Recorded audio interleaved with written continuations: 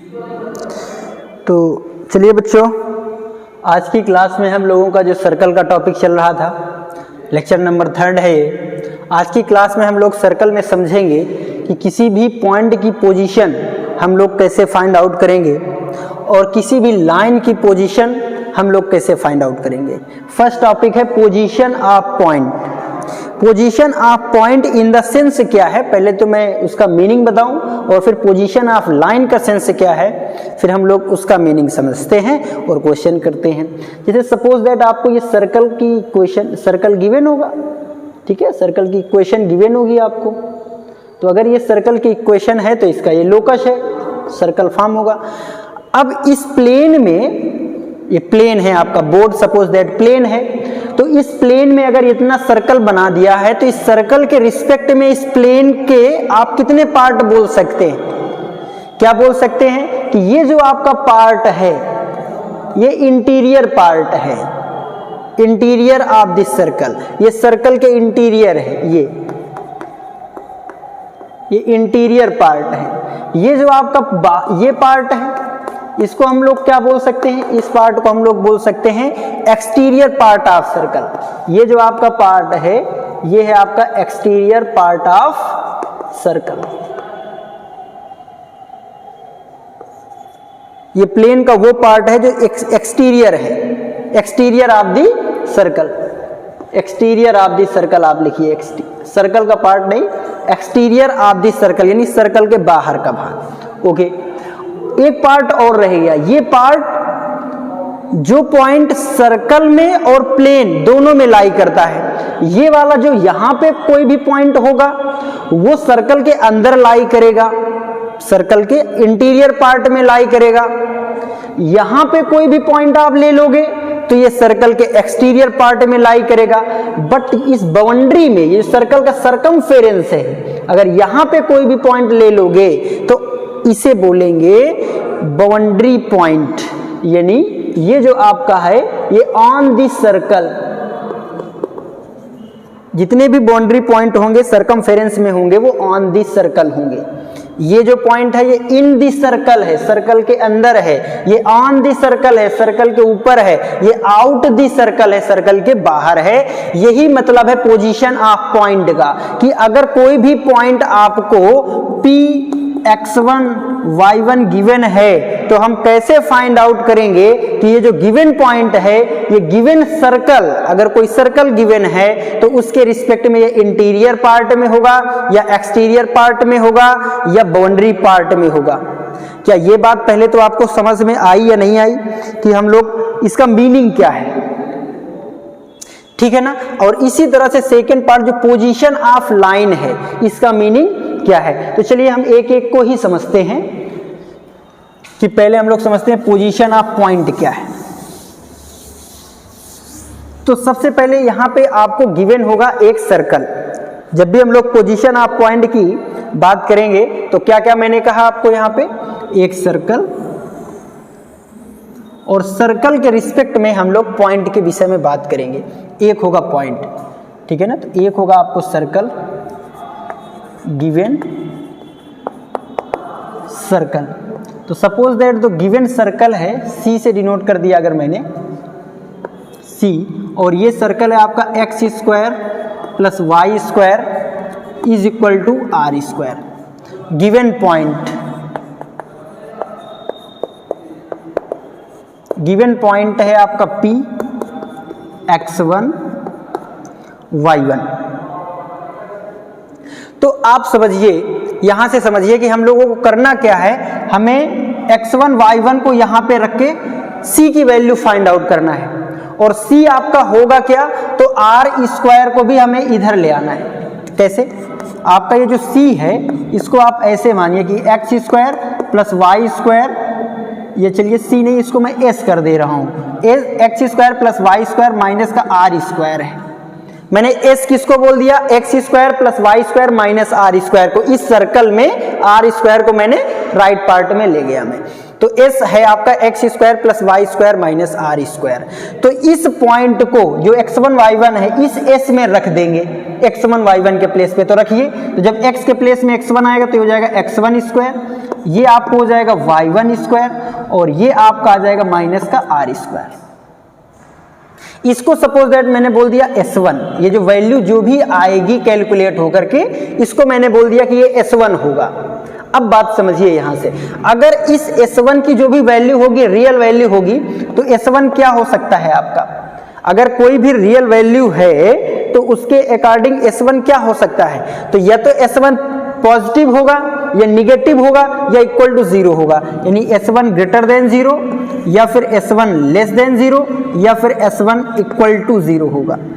देखिए S1 कैसे आया है, x1 और y1 जो भी गिवन पॉइंट होगा उसको हमने सर्कल में रख दिया है, सर्कल की इक्वेशन में, ठीक है ना। सर्कल की इक्वेशन में याद रखना जो आर स्क्वायर उधर होगा उसको भी इधर ले आएंगे, तब उसको मैंने s कंसीडर किया है, x square plus y square minus r square को। अब अगर S1 ग्रेटर देन 0 है तो इस केस में point P lies outside outer of the circle, exterior part में लाई करेगा P। अगर ये लेस देन है यानी निगेटिव आ रहा है S1 तो point P lies inside of circle, इस सर्कल के अंदर लाई करेगा। और जब 0 हो जाएगा तो point P lies on the circle, फिर वो सर्कल के ऊपर लाई करेगा। क्या ये बात समझ में आई? अगर आपको गिवन पॉइंट और गिवन सर्कल है तो आप बता देंगे कि वो पॉइंट जो है आपका वो इंटीरियर पार्ट में है या एक्सटीरियर पार्ट में है या ऑन दी सर्कल है। अब ये आया कैसे, हम लोग ये जो लिख रहे हैं ये आया कैसे, अगर इसको समझेंगे तो हमें ज्यादा समझ में आएगा कि एक्चुअल में जो चीजें हमने लिख दिया ये कैसे हुआ। तो इसका हम लोग ज्योमेट्रिक अप्रोच समझते हैं। ज्योमेट्रिक मीनिंग क्या होगा इसका, सपोज दैट ये ज्योमेट्रिक मीनिंग से आपको समझ में आएगा चीजें, और वो ज्योमेट्रिक मीनिंग ही इसका प्रोसीजर है क्वेश्चन करने का। ये अगर आपको x square plus y square is equal to r square है या x square plus y square is equal to r के अलावा और कोई भी स्टैंडर्ड अपना सर्कल है x minus s y minus k कुछ भी है, तो उसका जो भी यहाँ पे सेंटर होगा, इसका तो सेंटर चलिए 0 0 है, इसको मैंने ओ से डिनोट किया, और एक पॉइंट है। अब वो P आपका तीनों केस में लेता हूं, जब ये P आपका इंटीरियर है, जब ये P ऑन दी सर्कल है, और ये जब P आपका एक्सटीरियर है, बाहर है। चलिए मैं बाहर वाले को चलिए यही बना दे रहा हूं, ये P है आपका। तो बात समझिए, जब मैंने O से P को मिलाया तो आपको एक डिस्टेंस OP यहां से फाइंड आउट हुई होगी, आपको यहां से OP मिला होगा।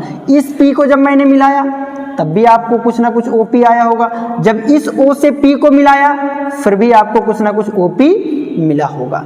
P क्या है, तो P का भी पॉइंट आपको पता है, गिवन होगा x1 y1, यही यहां पर भी है आपका x1 y1, P आपका यहां से x1 और y1। O क्या है 0 0।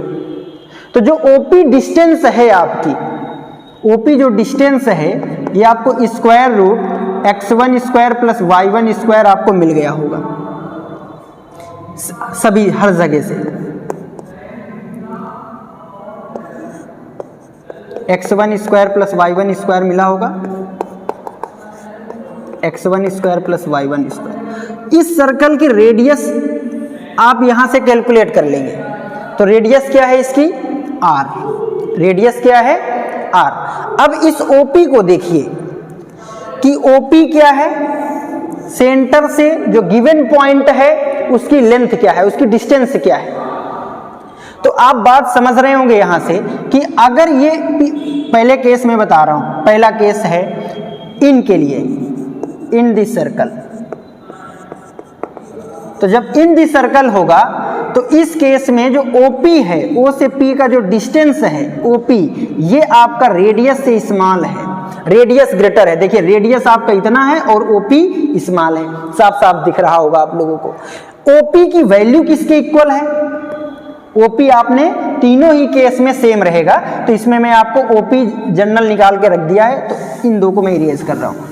दोनों सभी के केस में स्क्वायर रूट आपको ओ से पी की डिस्टेंस वही होगी क्योंकि सारे पॉइंट सेम है। ओके, तो ओपी आपका है square root x1 square plus y1 square, ये हो जाएगा लेस देन r। अगर हम लोग स्क्वायरिंग ऑन बोथ साइड करेंगे तो ये आपको आ जाएगा x1 square plus y1 square और इधर से आ जाएगा माइनस का r स्क्वायर लेस देन 0। और इसको मैंने क्या बोला है, इसको मैंने इसका नाम दिया है S1। क्या है ये? S1। तो इस सेंस में आ गया कि जो S1 है वो 0 से लेस है। तो अगर S1 0 से लेस आ रहा है तो पॉइंट P लाई इन साइड। तो जब इन दिस सर्कल की बात किया है मैंने, इन साइड की बात किया है, तो उस केस में आप लोग देख रहे हैं कि जो S1 है वो 0 से लेस आया है। क्या ये बात सभी को समझ आ गई? नेक्स्ट केस अगर हम कहते हैं OP is equal to R है, तो इस केस में point lies on the circle. On the circle कब होगा? जब ये O से P की डिस्टेंस, सेंटर से उस पॉइंट की जो डिस्टेंस है वो रेडियस के इक्वल हो जाए। और डिस्टेंस है कितना? तो ये है square root x1 square plus y1 square, और किसके इक्वल है? ये r के। स्क्वायरिंग ऑन बोथ साइड आप करिए तो x1 square plus y1 square और r को इधर ले आइए तो minus r square is equal to 0। ये क्या है आपका? S1, यानी S1 इज इक्वल टू 0 आ गया। ये प्रोसीजर आप समझ लेंगे तो आप तुरंत आपको समझ में आएगा कि सेंटर से उस पॉइंट की केवल डिस्टेंस फाइंड आउट करना है और सर्कल की रेडियस, और दोनों से कंपेयर कर लीजिए, आपका आंसर आ गया। तो ये बात समझ में आ गया होगा। चलिए लास्ट भी बात है आपका, तो ये भी आपको समझ में आ गया होगा कि जब OP ग्रेटर R होगा, ये जो आपका O से P की जो डिस्टेंस है,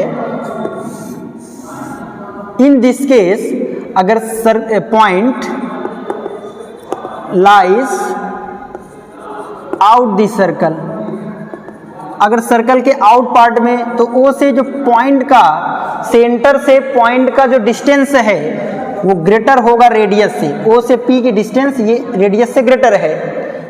तो आपको आता है कैलकुलेट करना, x1 square plus y1 square ये डिस्टेंस है और ये ग्रेटर है r से। स्क्वायरिंग ऑन बोथ साइड तो x1 square plus y1 square, यहाँ से minus r square greater than किससे है? 0 से। और ये आपका क्या है? इसको मैंने S1 बोला था, तो आपको समझ में आ गया कि S1 ग्रेटर देन 0 होगा। क्या ये बात आप सभी को समझ में आया? ज्योमेट्रिक अप्रोच क्लियर है? ये बेटा मैं फिर से बता दूं आपको यहाँ से कि ये मैंने 0 0 ले लिया है। आप कोई भी सर्कल ले सकते हैं, आप x माइनस एच का whole square plus y minus k का whole square is equal to r square. तो यहाँ पे जो O है ये 0 0 ना होकर के आपका कैसा हो जाएगा? h कॉमा k हो जाएगा। तो जो O से P की जो डिस्टेंस OP है, ये OP आपकी इस बार कैसे हो जाएगी? तो x माइनस इससे इसकी डिस्टेंस अगर मैं करूंगा तो x1 माइनस एच का whole square plus y1 minus k का होल ऑफ स्क्वायर। तो जब ये प्रोसीजर आप सारी चीजें उसी तरह फॉलो करेंगे तब भी आपको यही चीज निकल के आएगा कि अगर उस पॉइंट को जो भी पॉइंट की पोजीशन फाइंड करना है, सर्कल के x और y में पुट कर देंगे। इस x1 y1 को सर्कल के x और y में पुट करेंगे, रेडियस से सब्ट्रैक्ट करेंगे, तो जो भी आपका S1 आएगा अगर वो 0 के इक्वल है तो वो पॉइंट सर्कमफेरेंस में लाई करेगा। वो जो S1 की वैल्यू अगर R से लेस है रेडियस से, तो उस केस में इंटीरियर पॉइंट होगा, और अगर ग्रेटर है रेडियस से S1 की वैल्यू तो उस केस में क्या हो जाएगा? और S1 अगर 0 से ग्रेटर है तो उस केस में वो आउटर पार्ट में हो जाएगा। ये बात आपको समझ में आ गई होगी। यहीं पे अगर हम सर्कल की equation x square plus y square is equal to r square कहा, और ये भी हमने कह दिया। अब अगर मैंने सर्कल की इक्वेशन आपको ये दे दिया, एक हमने ये भी तो पढ़ा है, x square plus y square plus 2gx plus 2fy plus c is equal to 0, ये भी तो सर्कल की ही इक्वेशन है। तो ये सर्कल हो गया, और यहाँ पे आपका कोई भी पॉइंट गिवन है, सपोज दैट ये पॉइंट आपको x1 y1 गिवन है, तो इन दिस केस क्या करेंगे? तो यहाँ पर भी आपको ये जो आपका इतना पार्ट है, 0 से कोई मतलब नहीं, ये जो आपका पार्ट है अगर इस पार्ट को मैंने S1 बोल दिया, S बोल दिया, तो आप क्या करेंगे कि इस x1 y1 को यहां पे पुट करके S1 की वैल्यू फाइंड आउट करेंगे, सेटिस्फाई कराएंगे उस पॉइंट को। क्या ये बात समझ में आ गया?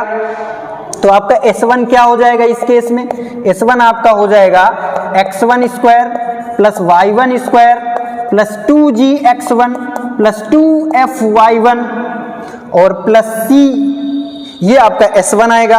अब S1 की वैल्यू हो सकती है 3, 0, 0 से ग्रेटर, 0 से लेस, तो S1 greater than 0, or S1 equal to 0, or S1 less than 0।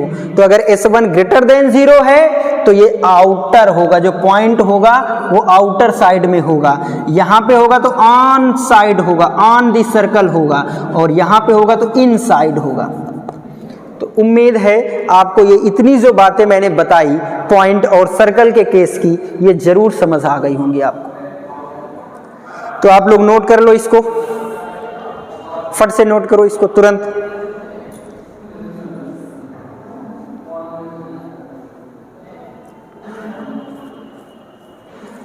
चलिए, तो मैं इसको इरेज करके एक एग्जांपल आपको समझाऊं तो ये चीजें क्लियर हो जाएंगी आपको कि एक्चुअल में करना क्या है आपको।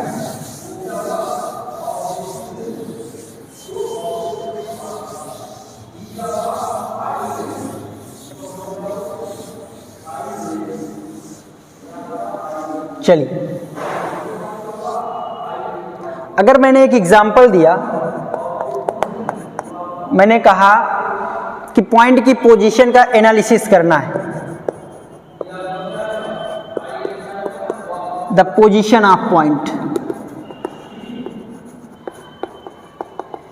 और पॉइंट मैंने सपोज दैट आपको दे दिया कोई भी 3,1 दे दिया, और जो सर्कल की इक्वेशन है, सर्कल की इक्वेशन आपको गिवन है, suppose that x square plus y square minus 3x minus 5y plus 1 is equal to 0। ये आपको सर्कल की इक्वेशन गिवन है। ये मैंने नोटेशन कर दिया, अदरवाइज ऐसे लिखा हो, analyse the position of the given point 3,1 with respect to given circle this. इस सर्कल के रिस्पेक्ट में इस पॉइंट का एनालाइज करना है, इसकी पोजीशन के विषय में। तो इसको मैंने ऐसे बोल दिया कि ये आपका पॉइंट ऐसे है और ये सर्कल की इक्वेशन है। ओके, तो आपको सिंपल क्या करने को मैंने बोला है कि आप S1 निकालिए। क्या निकालेंगे? S1। और S1 क्या होता है? तो इस 3 और 1 को यहां पे पुट कर दीजिए। अगर इधर कोई कांस्टेंट है इक्वल टू 0 नहीं है तो उसको इधर ले आइए, इक्वल टू 0 बना लीजिए। तो S1 S जो मैंने बोला था उसको मैंने इसको बोला था x square plus y square minus 3x minus 5y plus 1, यानी इधर केवल 0 रहे और सारे पार्ट को इधर कर दीजिए, तो ये आपका S हो गया। अब इस पॉइंट को पुट करेंगे तो मैंने इसका नाम S1 दिया था, तो आप x के प्लेस पे 3 का स्क्वायर, y के प्लेस पे 1 का स्क्वायर माइनस 3, x के प्लेस पे 3 माइनस y के प्लेस पे 1 प्लस 1। तो S1 की वैल्यू आप कैलकुलेट करिए यहाँ से, तो ये आपको आ जाएगा 3 3 जा 9, यहाँ से आ जाएगा 1 माइनस का 9 माइनस 5 प्लस 1। 9 से 9 हो गया कैंसिल, 1 और 1 हो गया 2, ये 1 1 2 और 5 से होगा, तो इसकी जो वैल्यू आएगी आपको -3 आएगी। यानी S1 जो है ये आपका है -3। अब S1 पे ही डिपेंड होता था। मैंने क्या कहा था कि S1 या तो ग्रेटर देन 0 आएगा, या तो S1 इक्वल टू 0, या तो S1 लेस देन 0।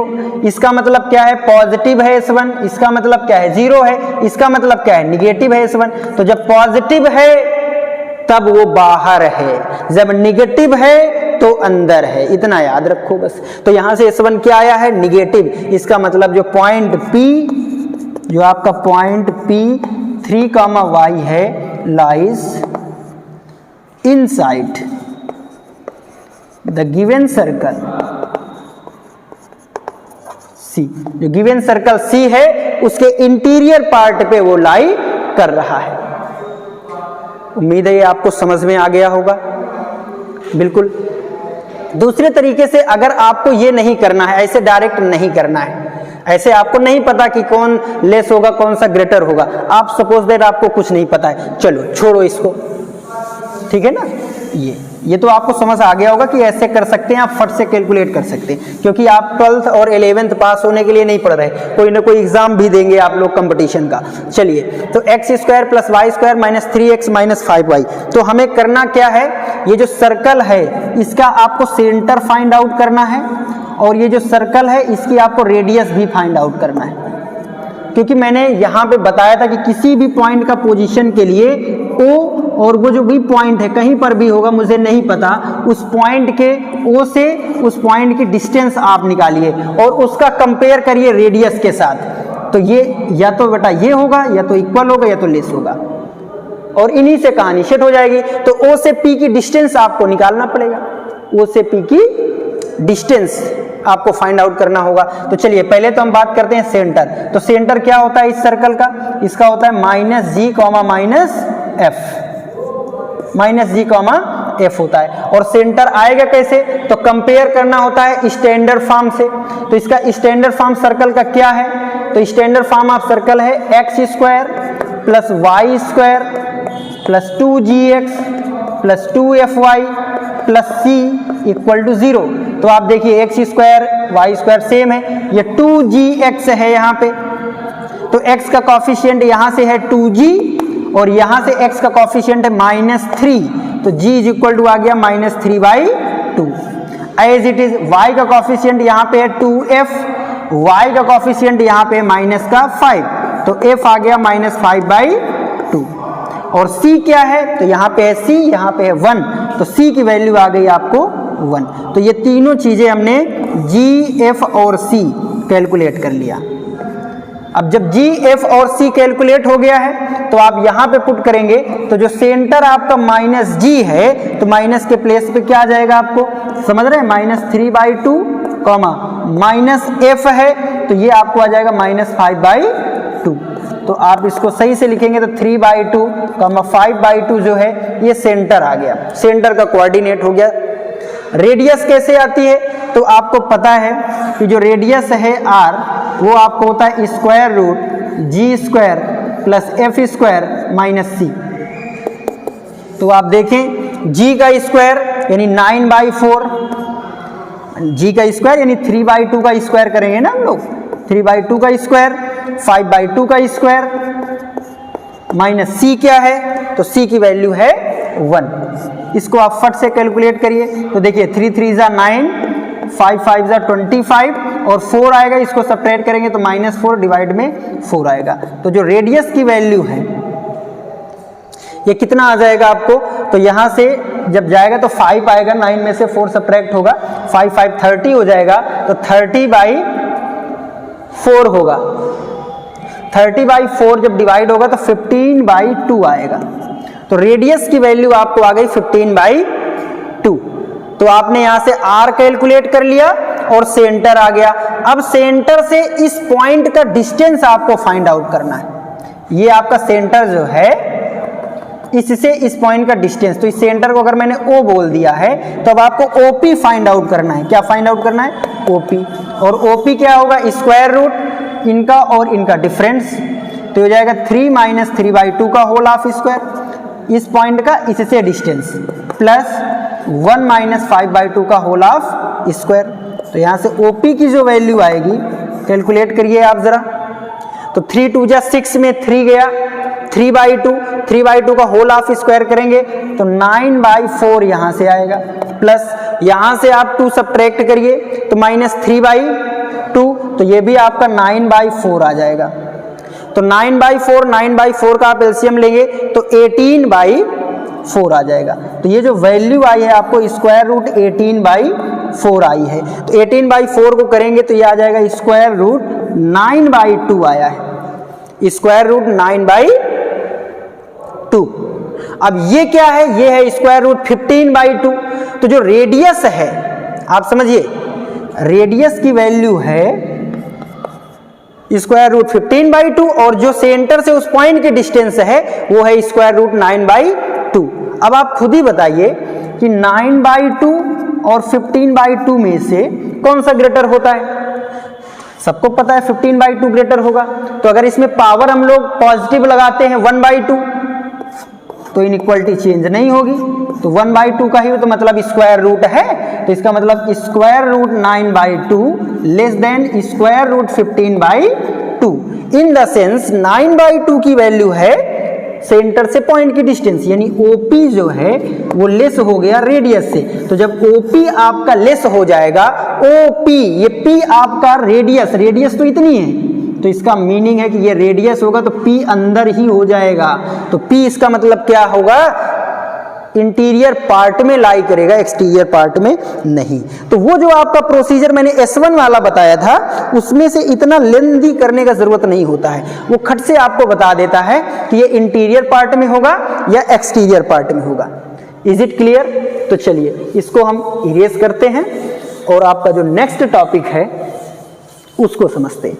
तो मुझे लगता है कि इन सबके एग्जाम्पल से आपको इतना समझ में आ गया होगा कि पॉइंट को सर्कल के रिस्पेक्ट में पोजीशन फाइंड आउट करना बहुत ही इजी है। अब जो सेकंड टॉपिक है आपका, वो है आपका पोजीशन ऑफ लाइन। तो पोजीशन ऑफ लाइन की भी मैं बात कर लेता हूं। पहले अगर ये सर्कल है आपका, प्लेन में सर्कल और प्लेन में ही लाइन, तो कितने तरीके से लाइन पास हो सकती है? देखिए 3 केसेस हो सकते हैं। क्या?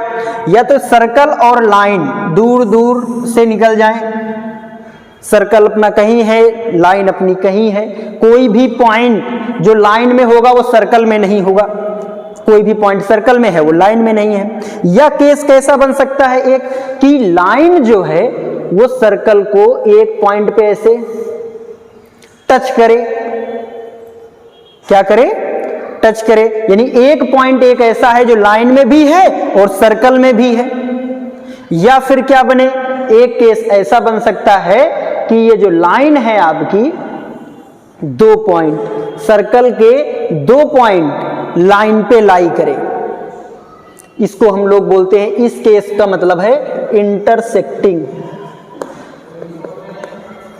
यानी ये जो लाइन है ये आपको सर्कल को इंटरसेक्ट कर रहा है, ये इंटरसेक्टिंग का केस है। ये आप क्या कर रहा है? टच।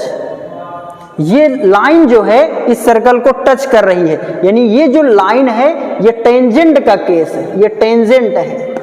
ये जो लाइन है ये सर्कल की टेंजेंट है, और ये जो केस है ये नॉन इंटरसेक्ट का है, नॉट इंटरसेक्ट। ना तो ये टच कर रहा है और ना ही ये इंटरसेक्ट कर रहा है। बात समझ में आया? तो कोई भी सर्कल और लाइन की यही 3 पोजीशन हो सकती है, या तो सर्कल टच करेगा किसी भी लाइन को, या तो लाइन और सर्कल इंटरसेक्ट करेंगे, या फिर सर्कल और लाइन दोनों दूर दूर होंगे, यानी नॉन टचिंग नॉन इंटरसेक्टिंग का केस हो जाएगा। तो हम लोग पहचानेंगे कैसे, हम लोग कैसे पहचानेंगे इसको? तो इसके भी 2 अप्रोच हैं, एक अलजेब्रा का और एक ज्योमेट्री का।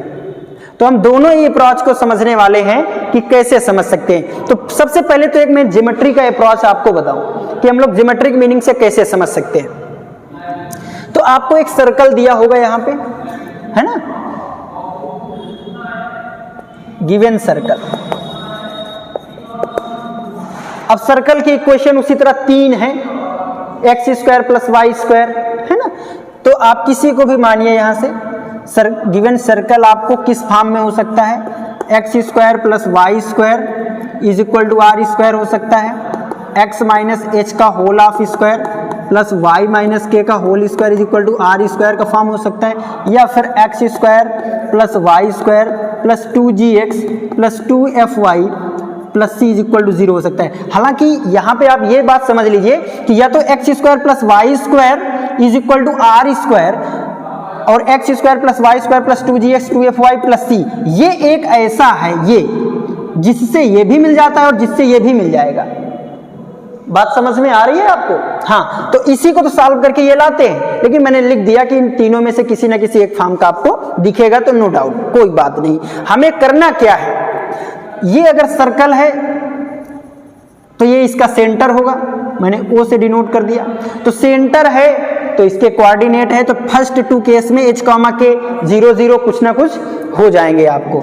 चलिए सेंटर को हमने चलो h, k कर लिया, इस केस में -g - f हो जाएगा। आप इतना सोचिए कि आपको तो सेंटर से मतलब है कि सेंटर के कोऑर्डिनेट आपको आने चाहिए। चलिए दूसरा आपको क्या होगा, गिवन लाइन होगा, गिवन लाइन है। सपोज दैट ये L है और ये गिवन सर्कल जो है C है, तो गिवन लाइन है। अब गिवन लाइन आपका बात समझना, मैंने एक बार बताया है कि ax plus B Y plus C is equal to, ये जनरल इक्वेशन ऑफ लाइन है, लिख सकते हैं, नो डाउट, कोई दिक्कत नहीं, आप ये लिख सकते हैं। बट हम लोग कैलकुलेशन में अगर इसमें कितने आर्बिट्रेरी कांस्टेंट हैं, a b और c, a है, b है और c है, तो हमने इसको रिमूव करने का एक टेक्निक बताया था कि आप किसी एक वेरिएबल से डिवाइड कर दिया करो, a से या b से या c से। तो सपोज दैट आप a से डिवाइड करोगे या b से डिवाइड करोगे तो ये आपका a upon b x plus y plus c upon a is equal to 0। अब ये कोई ना कोई आपका कांस्टेंट बन जाएगा, ये भी आपका कोई ना कोई कांस्टेंट बन जाएगा। तो सपोज दैट ये आपका बन गया m, तो ये mx प्लस वाई और प्लस ये c upon A, suppose that capital C बन गया या लिम्डा बन गया, चलो मैंने मान लिया। तो अब यहाँ पे कितने वेरिएबल आपको दिख रहे हैं, 2, m और लिम्डा। तो जितने वेरिएबल बोल रहा हूँ, सॉरी, आर्बिट्रेरी कांस्टेंट, तो जितने ही आर्बिट्रेरी कांस्टेंट कम होंगे उतनी ही आप इजीली कैलकुलेशन कर सकते हैं, है ना। तो इसलिए हम लोग इसको ऐसे लिख सकते हैं, y is equal to mx plus c। ये इक्वेशन जो है ज्यादा सही है। तो आपको ये गिवन है, ये गिवन है, कुछ भी मैं तो पहले बता दिया, आप प्रोसीजर समझिए सीधा। तो चलिए, अगर y इज इक्वल टू मैं mx प्लस c की ही बात कर दूं, ठीक है, ऐसे कन्वर्ट कर लो, या चलिए ax plus B Y plus c is equal to 0 है, ये आपका कैपिटल C है और ये आपका स्मॉल c है, ऐसे आपको इक्वेशन ऑफ लाइन है। तो आप करेंगे क्या, इस सेंटर से परपेंडिकुलर डिस्टेंस ड्रा करेंगे आप। इस लाइन पे ये होगा, सपोज दैट अलग अलग लाइन में कर दे रहा हूं, ये परपेंडिकुलर डिस्टेंस सपोज दैट ये है, आप मान लो थोड़ा सा टेढ़ी बना दिया, यहाँ पे परपेंडिकुलर डिस्टेंस ये है और इस लाइन पे परपेंडिकुलर डिस्टेंस ये है। इन सभी का मैं नाम दे रहा हूँ, सपोज दैट ये पॉइंट आपका m1 है, ये m2 है और ये आपका m3 है। तो आप बताइए कि आप OM1, OM2, OM3 कैलकुलेट कर लेंगे कि नहीं कैलकुलेट कर लेंगे। आप O से M1 कैलकुलेट कर लेंगे, O से M2 कैलकुलेट कर लेंगे। तो आपको यहाँ अलग अलग 3 थोड़ी दी गई होंगी, एक गिवन होगा, तो इन सबको M1 M2 ना करके मैं M ही कंसीडर कर दे रहा हूँ। यहाँ देखने में वो अलग रख रहे होंगे बट वहां पे तो एक लाइन ही होगी, एक ही सेंटर होगा। तो आप यहाँ से OM कंसीडर कर सकते हैं कि एक्चुअल में OM क्या होगा। तो O क्या है, सेंटर, और M क्या है, पॉइंट और लाइन है। तो आप परपेंडिकुलर डिस्टेंस वाले फार्मूले से इसका फाइंड आउट कर सकते हैं। तो OM आएगा क्या, OM क्या आ जाएगा, तो अगर H, K सेंटर है तो आपको पता है कि अगर किसी भी पॉइंट, ये अगर पॉइंट है इस लाइन में आप परपेंडिकुलर ड्रा कर रहे हैं, तो अगर ये सपोज दैट x1 y1 है और ये आपका और ये लाइन है आपकी ax plus B Y plus C, तो परपेंडिकुलर का फार्मूला आपको पता है क्या होता है। तो ये परपेंडिकुलर डिस्टेंस होती है P, तो P इज इक्वल टू आपको पता है x1 y1 यहाँ पे पुट कर दिए जाते हैं, तो ये आता है ax1 plus b y one plus c divide में square root a square plus b square, ये आपका परपेंडिकुलर लेंथ का फॉर्मूला है। तो वही यहाँ से O से M जो है वो परपेंडिकुलर ही तो डिस्टेंस है, एक पॉइंट से एक लाइन की परपेंडिकुलर डिस्टेंस, पॉइंट सेंटर है। तो H और K को अगर मैं यहाँ पे पुट करूँ इस वाले केस में, तो क्या निकल के आएगा, ये निकल के आएगा AH plus b k plus c divide में square root a square plus b square. OM आपको आ गया, परपेंडिकुलर आपने डिस्टेंस फाइंड आउट कर लिया सेंटर से किसी भी लाइन का। अब ये परपेंडिकुलर डिस्टेंस आ गया है तो इस सेंटर का रेडियस भी आपको पता है, ये R। अब इस R से इस OM का हम लोग क्या करेंगे, कंपेयर करेंगे, इस R से OM का कंपेयर करेंगे। तो बस वही बात है, आपको R और OM का कंपेयर, अगर R is equal to OM है, बताइए R लेस देन OM होगा, क्योंकि OM क्या है, लेंथ है और लेंथ हमेशा पॉजिटिव होगी। R क्या है, एक रेडियस है, वो भी पॉजिटिव होगा। तो जब R और लेंथ दोनों पॉजिटिव है तो उसमें लेस देन, ग्रेटर देन और इक्वल तो होंगे ही होंगे। चलिए, तो r ग्रेटर देन OM, तो आप बता सकते हैं जब रेडियस OM के इक्वल होगी, तो ये देखिए ये OM है और यही रेडियस है, तो इसके इस केस में क्या होगा, टच। मैं ऐसे लिख दे रहा हूं, आप समझिए, line touch the circle. In this case, when the radius equal to perpendicular distance from the center to the line, in this case, line touches the circle. इस केस में आप क्या बोल सकते हैं कि जब रेडियस स्मॉल हो जाएगा OM से, OM ग्रेटर हो गया, तो देखो आपको साफ साफ दिख रहा हो, ये OM और ये आपकी रेडियस, ये रेडियस, तो ये है रेडियस और ये है OM, तो OM जब ग्रेटर हुआ यानी परपेंडिकुलर लेंथ जब ग्रेटर हुई, तो इस केस में आपको क्या आ जाएगा, non intersecting line passes from the outer part of circle, कहीं ना टच कर रहा है ना इंटरसेक्ट कर रहा है, तो इन दिस केस हो जाएगा नॉन इंटरसेक्ट। नॉन इंटरसेक्ट आपको समझ में आ गई होंगी चीजें। चलिए, जब r ग्रेटर होगा यानी ये r ग्रेटर हो गया, तो इस बार OM ऐसे रहा होगा, यानी रेडियस से छोटा परपेंडिकुलर डिस्टेंस हो गया, तो इंटरसेक्ट आएगा। इस केस में क्या हो जाएगा, इंटरसेक्ट हो जाएगा। तो आप रेडियस और सेंटर से परपेंडिकुलर डिस्टेंस फाइंड आउट करके इस सर्कल का आप बता सकते हैं कि जो लाइन है वो टच करेगी या कट करेगी, या तो ना तो टच करेगी और ना तो कट करेगी। क्या ये बात आपको समझ में आ गई?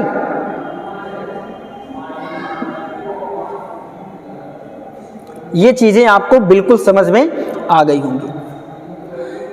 अगर इसी को थोड़ा से आगे हम लोग बढ़ाएं समझने की दृष्टि से, तो आप यहां पे क्या चीजें समझ सकते हैं उसको जरा थोड़ा सा समझिएगा। क्या समझना है,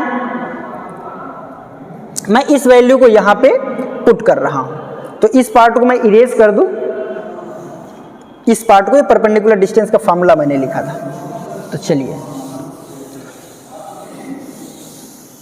y बराबर mx भी कर लीजिए, यहाँ पे y बराबर mx के फॉर्म में आ जाएगा। मैंने कहा चलिए हम जनरल फॉर्म में ही कर सकते हैं, क्योंकि लाइन तो आपको सीधा ऐसे दी होगी ना, ऐसे आपको क्या पता कि ये कौन से फॉर्म में है, बाद में कन्वर्ट करके कर लो, कोई दिक्कत नहीं है ना।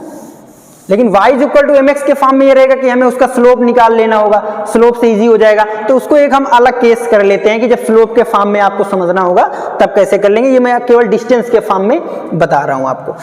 एक एग्जाम्पल हम लोग जरूर नोट कर लें जिससे ये चीजें क्लियर हो जाएं थोड़ा सा। सपोज दैट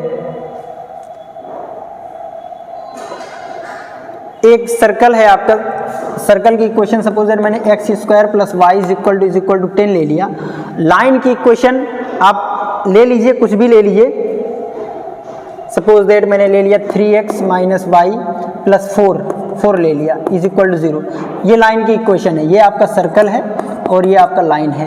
क्वेश्चन ये है कि ये लाइन की पोजीशन बताना है सर्कल के रिस्पेक्ट में।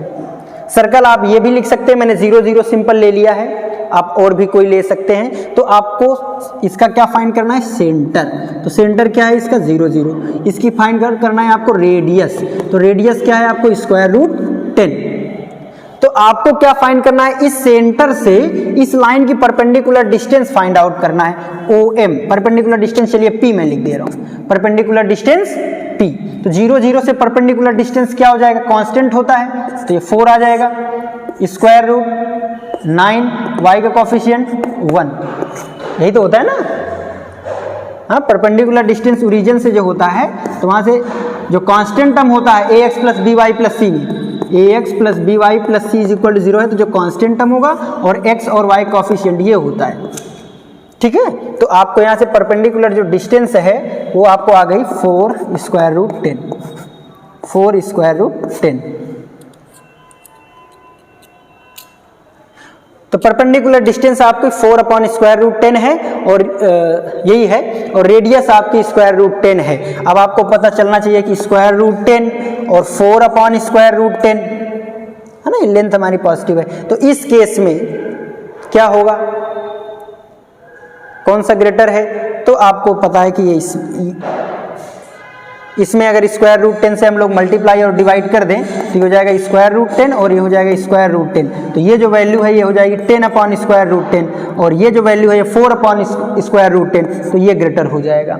तो ये कौन सा ग्रेटर हो जाएगा, इसका मतलब स्क्वायर रूट 10 ग्रेटर हो जाएगा। इसका मतलब जो रेडियस है वो ग्रेटर हो जाएगा परपेंडिकुलर डिस्टेंस से। तो अगर रेडियस ग्रेटर हो गया, अगर रेडियस ग्रेटर हो जाएगा किससे, परपेंडिकुलर डिस्टेंस से, ये परपेंडिकुलर डिस्टेंस है और ये रेडियस है, तो इस केस में क्या होगा कि लाइन जो है इंटरसेक्ट कर रही है, यानी ये लाइन इसको इंटरसेक्ट कर रही है, ये लाइन जो है इसकी टेंजेंट है, लाइन जो है ये टेंजेंट है। अब इसमें से रीजन हम लोग फाइंड आउट कर सकते हैं। रीजन फाइंड आउट करने का मतलब क्या है कि आर की वैल्यू हम लोग किस किस के बीच में रख सकते हैं।